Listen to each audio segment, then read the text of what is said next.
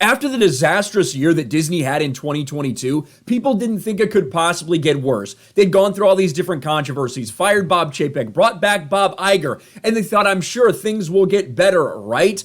Well, unfortunately for Disney, it's been more of the same and even gotten worse. After their stock dropped nearly 50% in 2022, things have not yet bounced back. When you look at it today, when you look at the stock price right now for Disney, it's sitting around $83 per share. This is nearly the lowest that they've seen in almost a decade. You got to go back to 2014 to see them trading at numbers like this, and this is all after Bob Iger was supposed to come back and fix things. But unfortunately, they haven't fixed their product. Whether it's Disney Plus, whether it's the box office, people quite frankly aren't interested in the garbage that Disney is peddling out.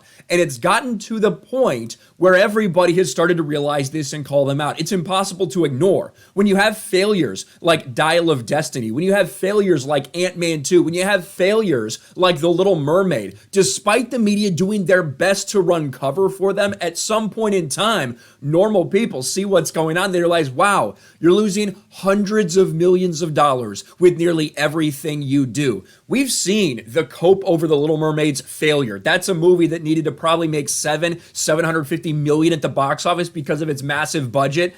It is going to end its run under $600 million.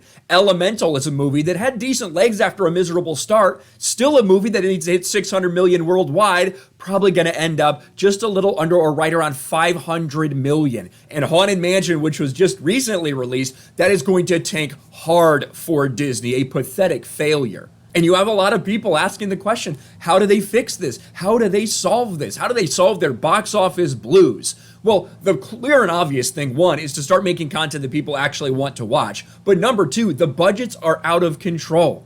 The fact that Dial of Destiny is likely, when it's all said and done, going to be a $350 million budget project, when you have something like Secret Invasion on streaming, these streaming numbers are wild. To spend $225 million on She-Hulk, $212 million on Secret Invasion, these are not things that are sustainable. And Bob Iger's basically been forced to admit that. At the latest quarterly earnings call, where they once again lost millions of subscribers on Disney Plus, Bob Iger was actually forced to address some of this. Disney CEO Bob Iger says company working to improve the quality of their films by reducing both the number of titles we release and the cost per title.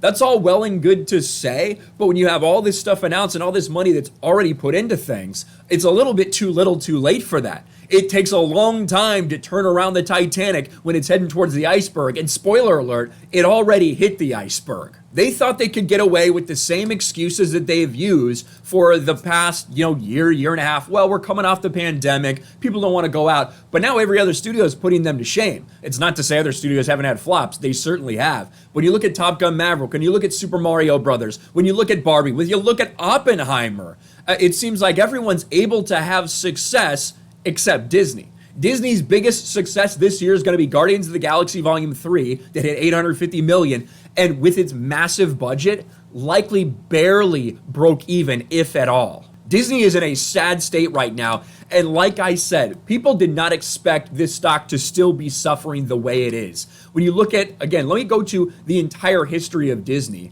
When you're looking at $83 per share, I mean, you have to go back to 2014, middle of 2014, a couple years after the Lucasfilm acquisition, before Force Awakens it came out. That's how far you have to go back to see Disney stock trading at levels like this. But it tells you a lot about the health of this company, how poor it is, and how few people expect them to recover in any timely fashion. What do you guys think about this? The fact that still you have so many people that are acknowledging Disney's failures at the box office and these stock numbers that continue to hover at terrible levels.